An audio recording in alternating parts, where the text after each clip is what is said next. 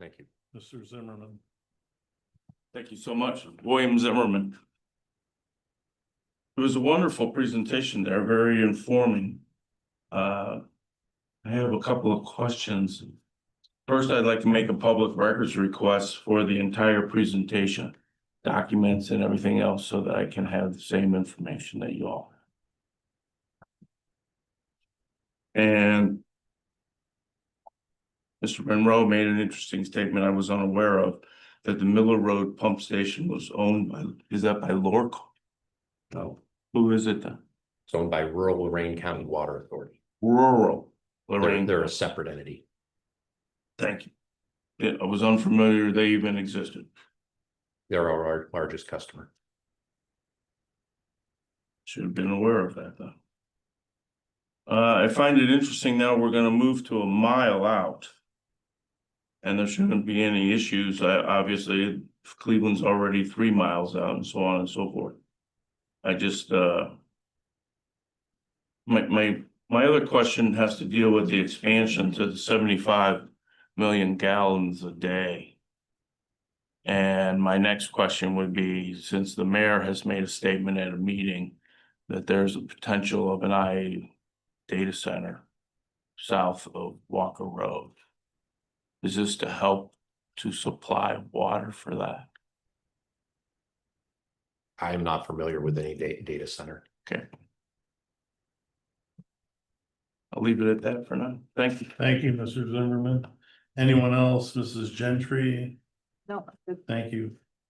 All right, let's close the public input for now. There's another public input towards the end of the meeting.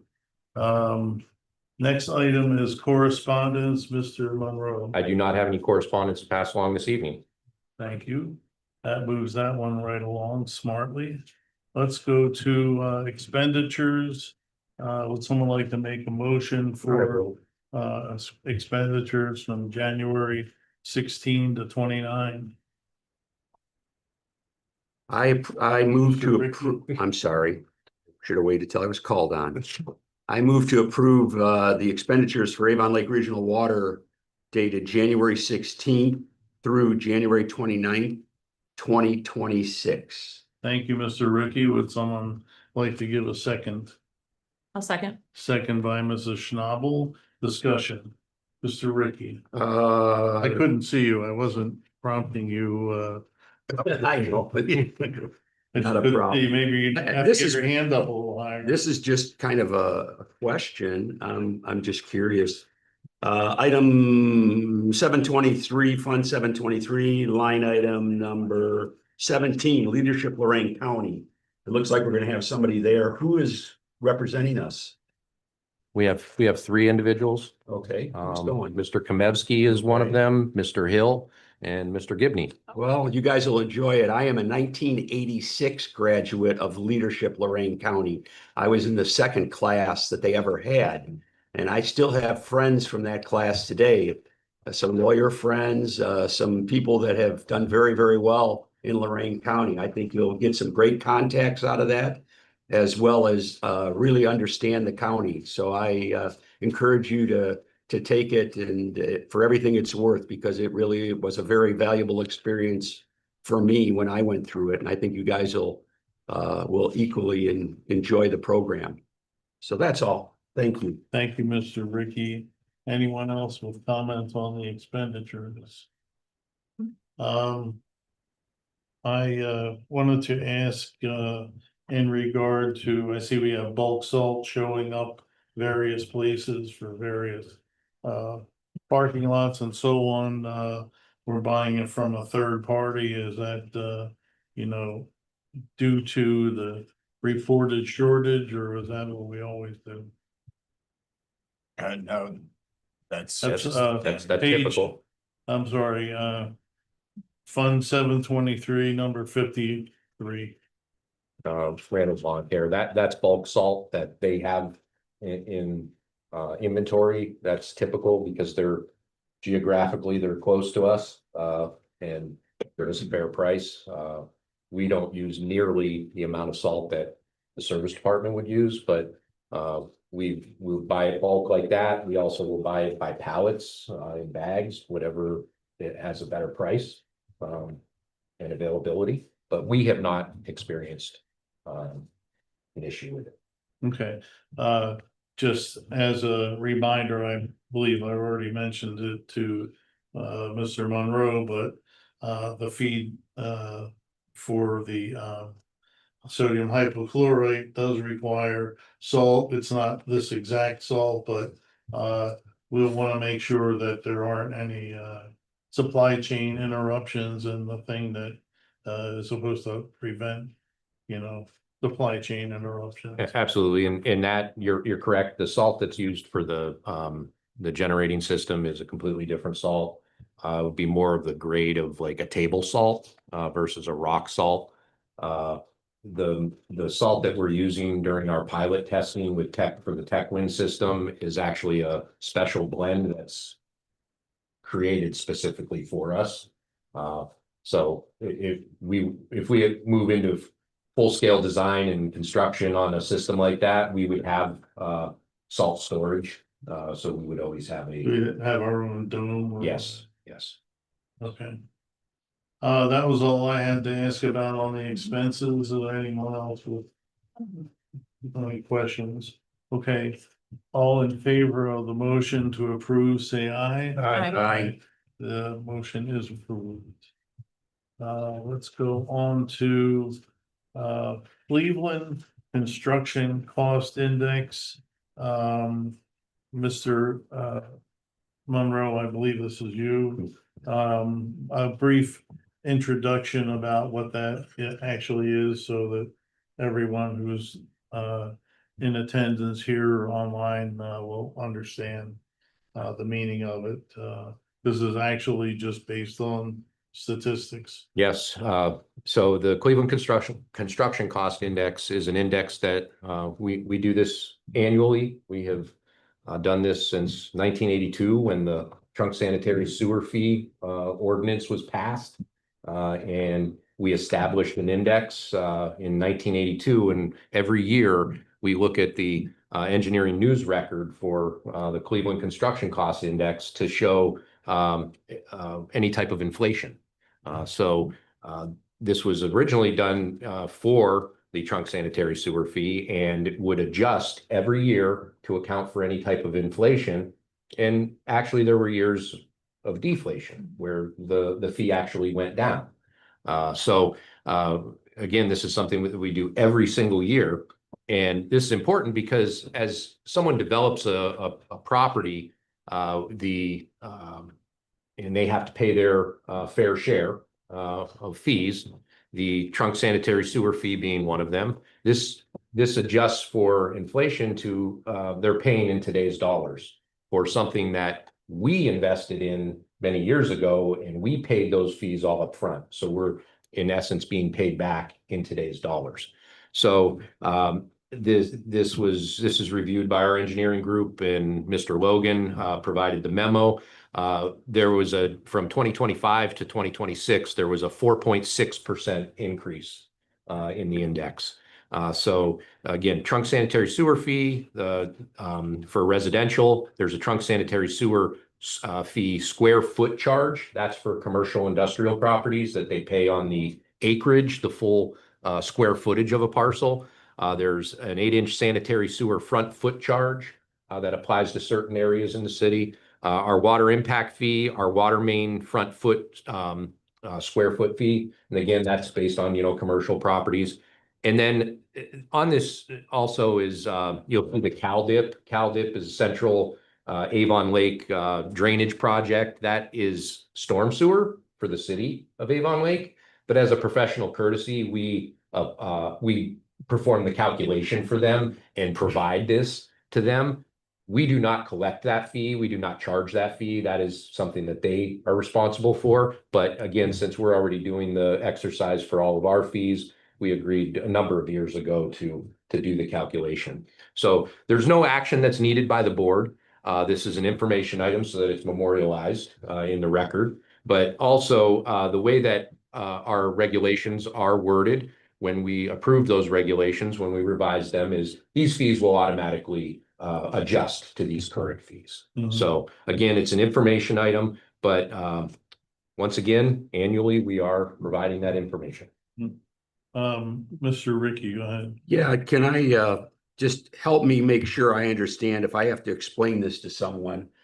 For a residential 15,000 square foot piece of property, they're gonna be impacted by the trunk sanitary fee.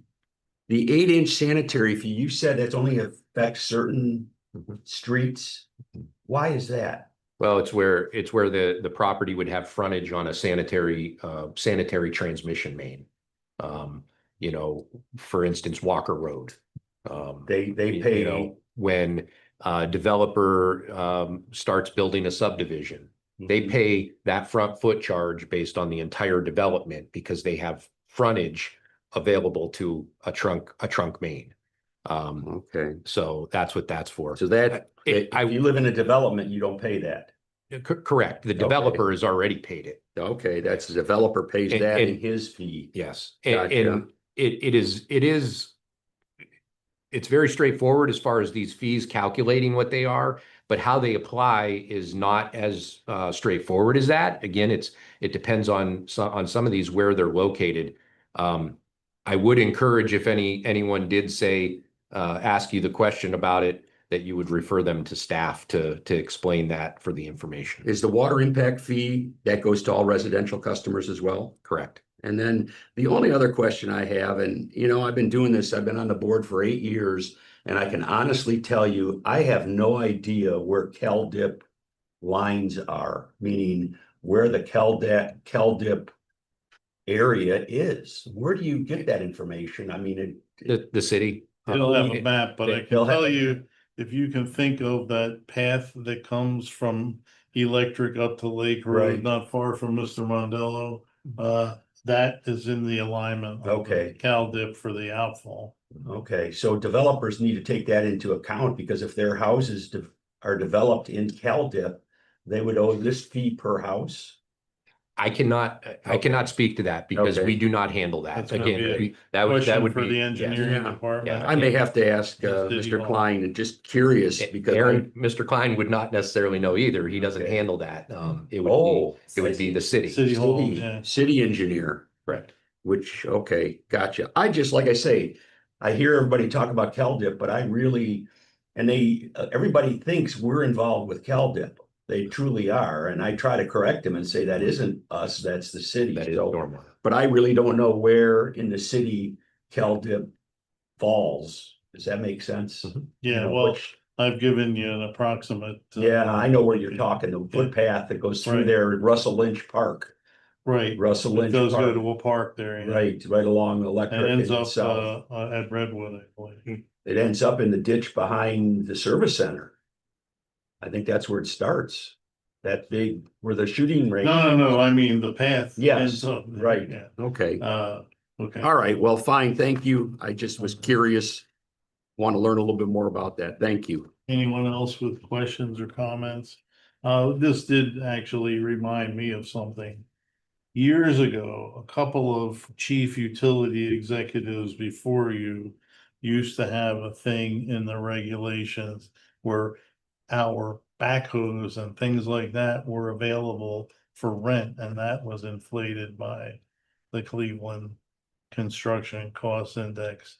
I argued that we shouldn't be renting equipment, and besides, why would anybody go to Able Rents if you could rent this stuff for so cheap?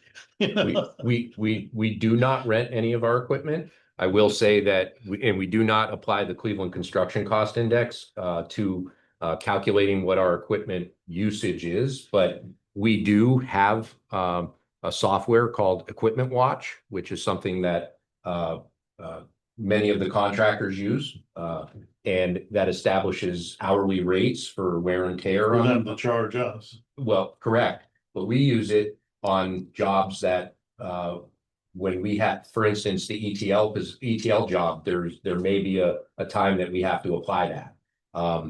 Lorco, for instance, when we have to travel all the way out there and for inspection, it's not just the time of the employee, it's also the use of our vehicle And so there's an hourly rate for that. So while we don't use Cleveland Construction Cost Index, we use the most recent and published data pertaining to all of our equipment, our trucks, excavators, backhoes, I mean, all the way down to Ford Explorers that we have. Who does that? RS Means or? No, so the software that we subscribe to the service annual subscription, and our engineering group is the one who calculates it. And that's how we also calculate when we have to update tap fees, when we have equipment that we have to use, we factor the use of our equipment into calculating that total cost. So it's more accurate. Okay. So Mr. Modell, you can't just go borrow the, Can't rent a it. weekend. Unfortunately. he probably could drive it. All right, anything else on that, Mr.? That is all on that. All right, next item is the HDR contract amendment number 7. The item that we discussed in the work session, Mr. Monroe. Yes, thank you, Mr. Chairman. This was our topic of discussion for the work session. And what this relates to is a contract amendment with HDR. We do have a contract with them on the initially started as the Redundancy and Future Capacity Plan contract, and this would be the 7th amendment to that. We originally did studies. We then moved into design, and we're currently in construction at the water plant now. And so this is the next step, and this is accounting for what we call our organic growth of our utility, as we see our bulk customers and all of our surrounding communities that are growing. We're going to have to increase capacity at our water filtration plant. This also is going to account for design work if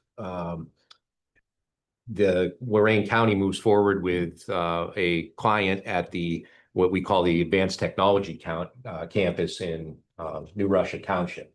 We supply the water to rural Lorain County Water Authority at their Miller Road pump station, and their Miller Road pump station services that area. So we have to be able to supply adequate amount of water as necessary and required, and they have to be able to pump it down to the site. So this looks at multiple phases of design work, but this is very involved because we're talking not just increasing process at the plant. This is also a new intake, designing a new intake and doing all of our due diligence work there. All of the properties that we have acquired over the last couple of years that are adjacent to our water filtration plant, this is looking at geotechnical surveying. We've included phase 1, phase 2 environmentals. There's a lot that's going to be required on this. So we do have this for the board's approval tonight, a recommended motion. The total amount is $3,812,005. That total, as you recall, in the past, we've talked about the All Ohio Future Fund. The Lorain County Commissioners submitted an application and were awarded $67 million. Part of that award was to account for the improvements on the water side that were going to be necessary. We didn't have as great of a need as the sewer side. So the bulk of the money is going to be earmarked for the sewer. But we are anticipating that about $2,608,315 of this amendment will be reimbursed under the All Ohio Future Fund. So the remainder, about $1.2 million, is Avon Lake Regional Water's responsibility. And we did budget that money. We have about $1.5 million that we budgeted this year. So we do have a recommended motion to authorize this contract. The one item that I would want to add, though, in talking with our HDR partners, is in subsection 9.2.1 of the scope of services that was provided to you. Again, that's subsection 9.2.1.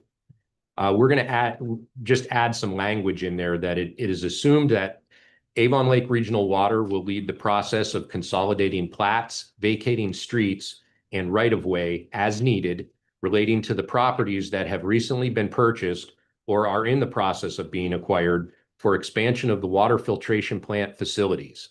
HDR will coordinate with Avon Lake Regional Water through this process so that the water filtration plant site planning activities are in alignment. And the purpose of adding that into the scope is we know that we're going to have to consolidate that plat. There's going to be right away that will need to be vacated. Our staff would handle initiating that process with the city, the planning commission, and development review committee, all of the necessary steps. HDR overseeing all of the survey work. They will provide all of that information to us, coordinate it with us.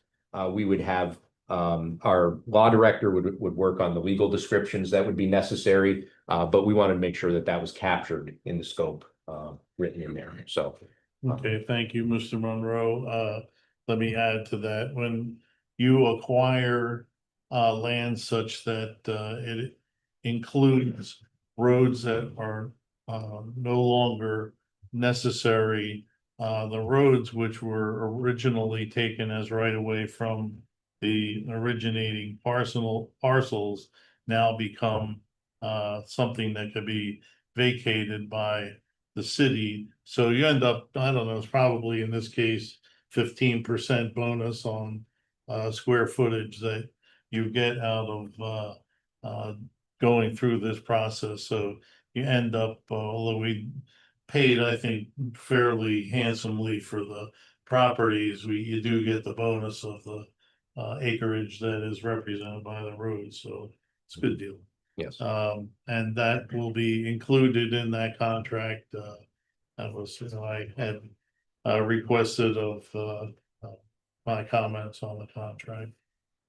Anyway, would anyone like to make this motion, or do we need any further clarification? Mr. Mondello, we haven't heard from you on Sure. that motion. I move to authorize the CUE to execute amendment number 7 of the redundancy and future capacity plan contract with HDR for additional design services at the water filtration plant for the not to exceed amount of $3,812,005 plus an additional 5% contingency for any out of scope items. Furthermore, $2,608,315 of the total cost authorized shall be eligible for reimbursement under the All Ohio Future Fund grant awarded to Lorraine County for water and sewer infrastructure improvements.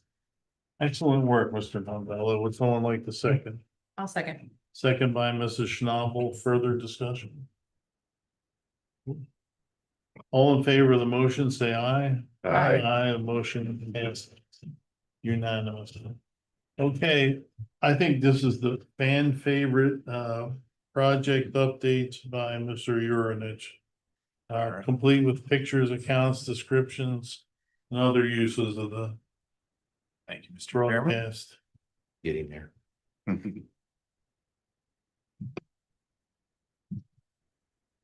Okay, there's our pictures.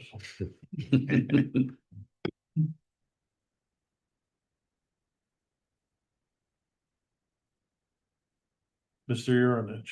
Okay, Mr. Urinich. All right. So here we're looking at the sodium hypochlorite feed room as part of the new chemical feed building at the water filtration plant. They have finished the epoxy coating on the floor, the risers, and the concrete. As I mentioned, that's the area that if there was any unintended release of the chemical, it would contain it. That's the secondary containment. So they are going to be then moving on to do the same thing for the alum room, the adjacent room in that new building. In the case of an unintended release, is there any need for breathing apparatus in that? No, that's Nothing toxic. the ventilation of the room is designed because it's the same amount of chemical, so there would be no additional safety measures. All of the safety measures are built in. Okay, This is just a view of the north side of that new chemical feed building. Again, you can see it's a very significant structure, an individual standing there to give an approximation of the size. They've installed the drainage from the roof. So they're just wanted to show that. Those nice gutters visible from the lake. This is the new filter area. This is, they've started, this is going to be the electrical room, housing the electrical equipment for the 4 new filters that are being constructed. This is beneath the filters, additional electrical panel, this is for a pair of filters, I believe. 20. This would be 25 and 27. There we go.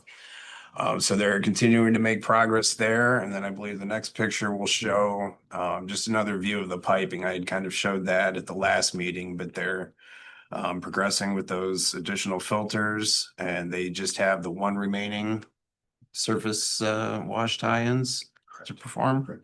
But all of the major shutdowns that we had planned for during the low production period of the year, we have completed those. So any questions on the water filtration plan? in the, I think one of the early pictures you were showing inside the electrical room, the first picture of the electrical room, you bring that back up?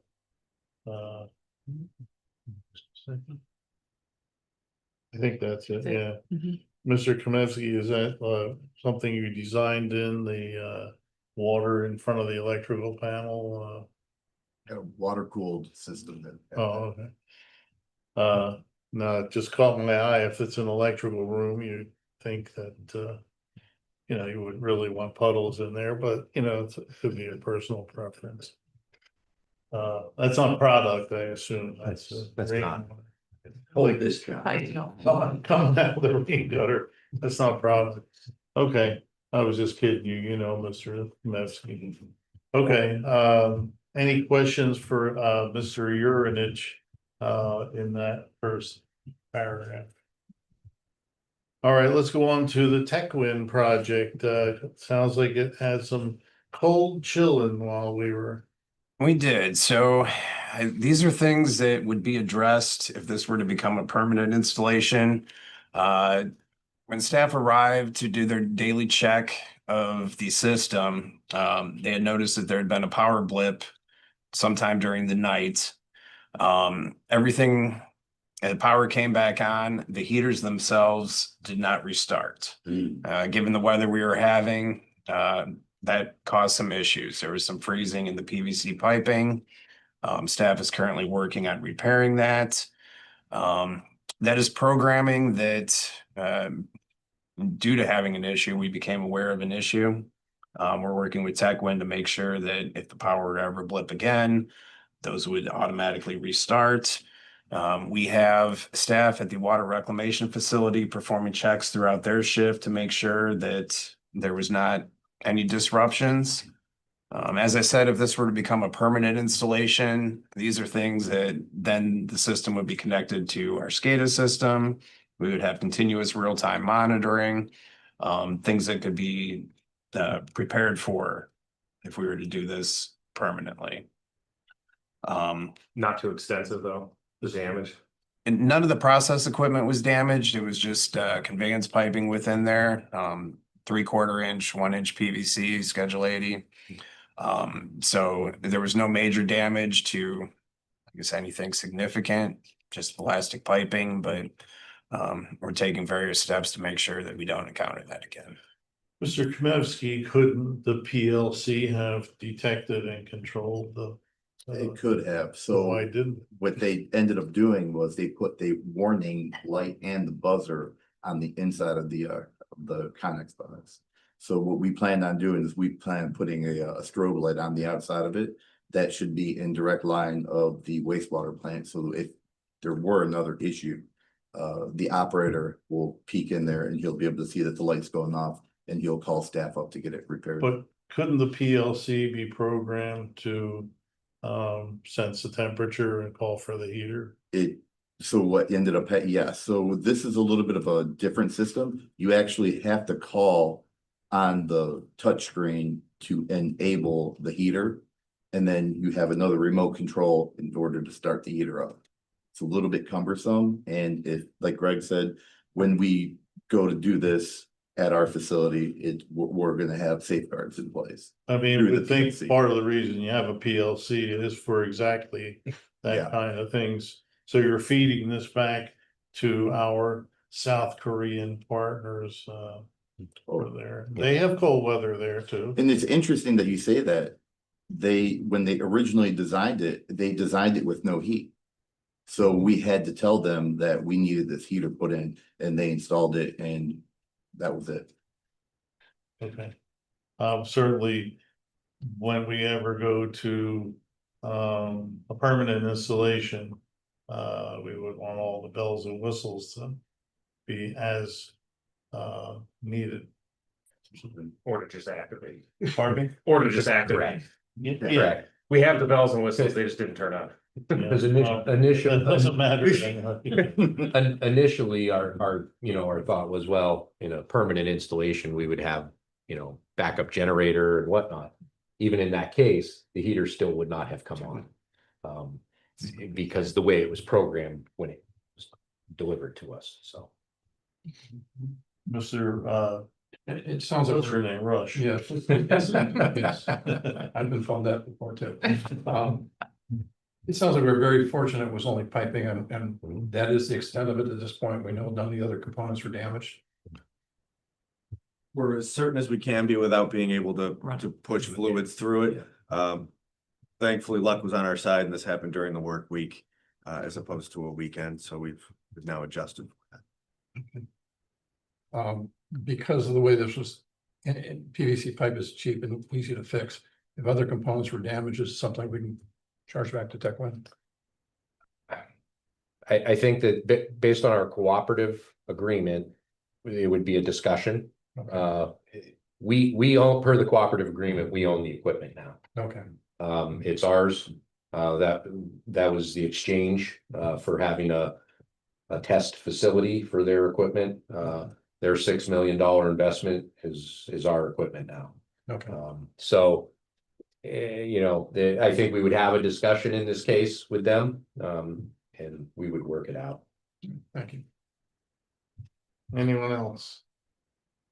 Okay, Mr. Urinich, you want to tell us about the water bundle project? One more update on the TechWin situation. We're finalizing the NSF approval. We received our results. We are just working out the maximum use level, which would be the maximum amount of sodium hypochlorite that we could feed. So as soon as we finalize that, and once the plant makes the transition to sodium hypochlorite, then we would be able to use the product in our system. Okay. Go on. All right, on the 2025 water bundle. This week they have restarted work. They had kind of taken the brief hiatus as the temperatures were extremely low, but they are going to be, CAMU has been continuing with the relocation of the indoor water meters, and UUI is going to begin moving services to the new mains on Drummond and Parkwood. Okay. Any questions on that from the board? I might add that I have this fancy solar powered Seiko watch here, that's my fanciest watch, but when the sun doesn't shine for whatever 5 weeks in Cleveland, guess what? You don't know what time it is. It was 3 o'clock at noon, watch when I put it on today.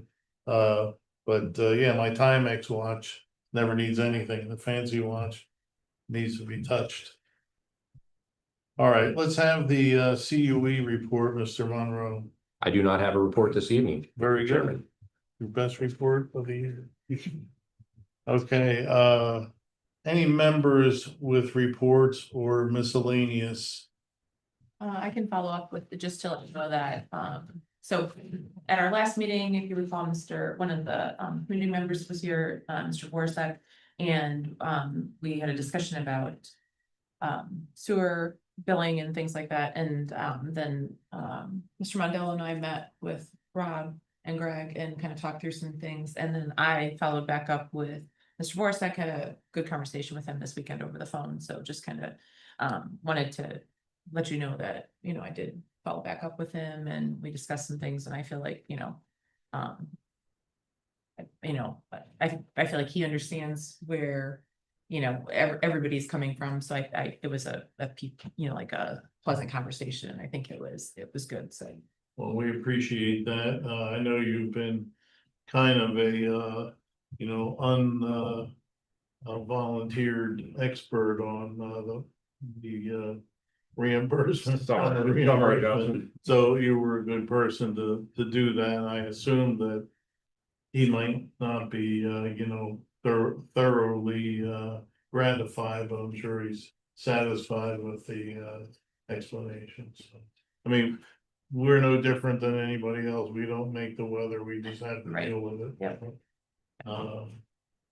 Anyone else with that? I don't have any, so that will let us move on to the next item, which is public input. Again, over under, I'm guessing a 0, Mr. Urinich. You're guessing correctly. Mrs. Gentry, anything you can add at this time?